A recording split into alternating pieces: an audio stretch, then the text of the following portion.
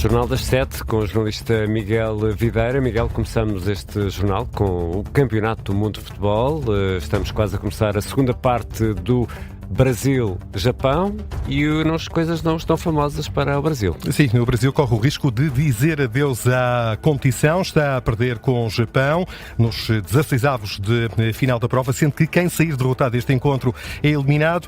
Como dizias, Ricardo, vai agora começar a segunda parte e o resultado é Diogo Varela, aquele com que as duas equipas foram para o intervalo. 1-0 para o Japão. Marcou ao minuto 29 Kaisho Sano numa perda de bola de Danilo, lateral que já representou o Futebol Clube do Porto. Perda de bola e aproveitou o Japão com um golo por parte de Kaisho Sano, num jogo que tem sido muito físico. Houve inclusive já 3 cartões amarelos mostrado pelo árbitro italiano Maurizio Mariani, 2 para o lado do Japão e 1 para o lado brasileiro. Do lado do Brasil viu Casemiro o cartão amarelo, do lado japonês Kamada e o autor do golo, Sano. A nível de números, posse de bola 67% para o Brasil, em percentagem, contra 33% do Japão. A nível de remates, o Brasil tem 8 contra 4 da seleção nipónica, mas enquadrados à baliza, o Brasil só conseguiu enquadrar 2 remates. O Japão, na única tentativa enquadrada, fez o golo e precisamos de recuar até 2002, curiosamente o Mundial que se realizou em parceria Coreia-Japão, para encontrar a última vez em que o Brasil estava a perder ao intervalo num jogo do Campeonato do Mundo. Diogo, Neymar está em campo? Não, está no banco, pode ser uma possibilidade. Para já, um resultado que vai causando alguma surpresa. O Brasil perde por 1-0 com o Japão. Para as 9h30 está agendado o Alemanha-Paraguai.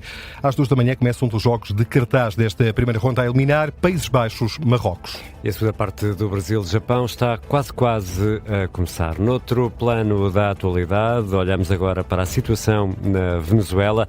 Subiu para 56 o número de vítimas mortais portuguesas ou lusodescendentes naquele país. Mais 3 face ao balanço anterior, o número atualizado esta tarde pelo Ministério dos Negócios Estrangeiros. Há entre as vítimas mortais 48 adultos e 8 crianças. O número de desaparecidos também aumentou, são agora 91. Entretanto, os primeiros portugueses que manifestaram o desejo de regressar ao país devem chegar amanhã. Disso mesmo deu conta esta tarde o Ministro da Defesa, Nuno Melo. Está previsto o envio de uma nova aeronave para repatriamento de 17 cidadãos nacionais que chegarão em princípio a Beja no próximo dia 30.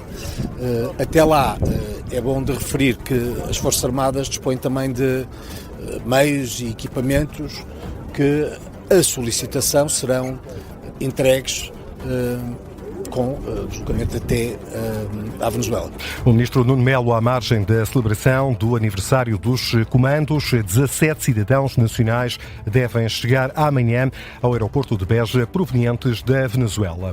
E por cá, o Ministro da Educação reconhece falhas técnicas na digitalização dos exames nacionais, mas afasta a necessidade de prorrogar os prazos para a correção das provas. Fernando Alexandre reagiu esta tarde no Porto à polémica sobre a dificuldade de correção do Exame Nacional de Português.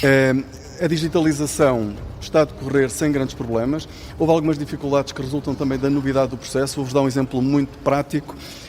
As escolas receberam indicações para não agrafarem os exames, mas algumas agrafaram os exames e agrafaram às vezes em cima do QR Code, que é o que identifica o exame ou o aluno. O desagrafar, a perturbação que isso trouxe na digitalização foi um dos erros. Quando isso aconteceu na primeira prova, que foi a de português, que é a maior, essa informação foi outra vez salientada às escolas e não voltou a acontecer. Apesar dos problemas, o Ministro sugere que não há necessidade de prorrogar os prazos para a correção dos exames. Continuamos dentro dos prazos previstos, ou seja, os professores todos os anos têm 10 dias úteis para corrigir os exames e aquilo que o Educa nos diz é que vai garantir esses 10 dias úteis para os professores corrigirem os exames.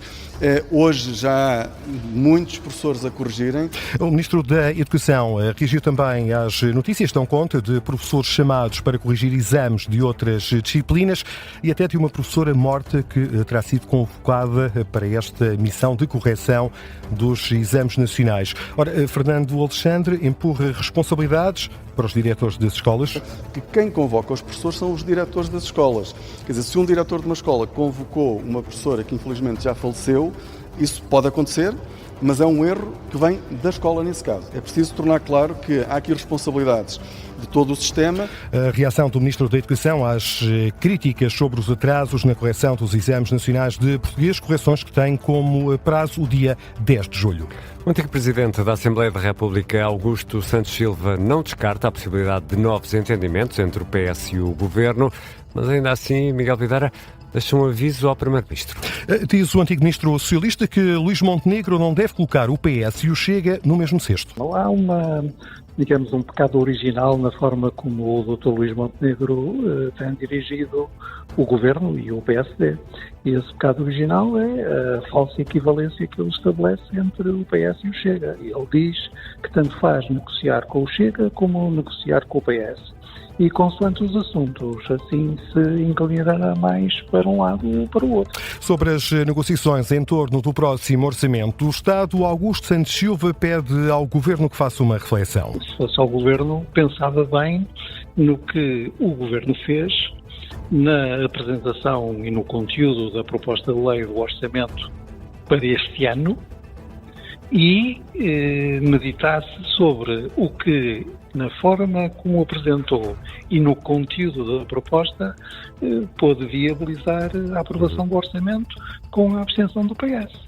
Agora, se o Governo quiser negociar com o Chega, ou se o Governo quiser forçar, sem qualquer espécie de compromisso, um voto favorável do PS, eu acho que vai para um mau caminho. A reflexão sugerida por Augusto Santos Silva, o antigo Ministro e antigo Presidente da Assembleia da República, foi o convidado do explicador da Tarde Política. E há outras notícias a marcar a tarde desta segunda-feira. O Irão não vai permitir que França e Omã removam minas do Estreito de Hormuz. O esforço conjunto foi anunciado pelo presidente francês Emmanuel Macron esta segunda-feira. Ora, em resposta, o ministro dos Negócios Estrangeiros iraniano diz que a remoção de minas no Estreito de Hormuz é da exclusiva responsabilidade do regime de Teherão. Em frente, Nuno Borges qualificou-se para a segunda ronda do torneio de Wimbledon. O tenista português eliminou o norte-americano Tristan Boyer em 3 sets pelos parciais de 3-6, 7-5 e 7-5. Na segunda ronda antecipa-se tarefa difícil para o melhor tenista português da atualidade.